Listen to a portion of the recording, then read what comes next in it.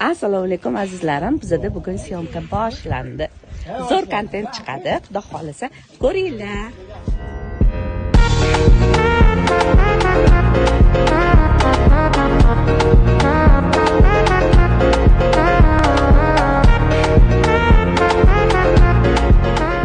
Yosh oilalarga maslahatinglar.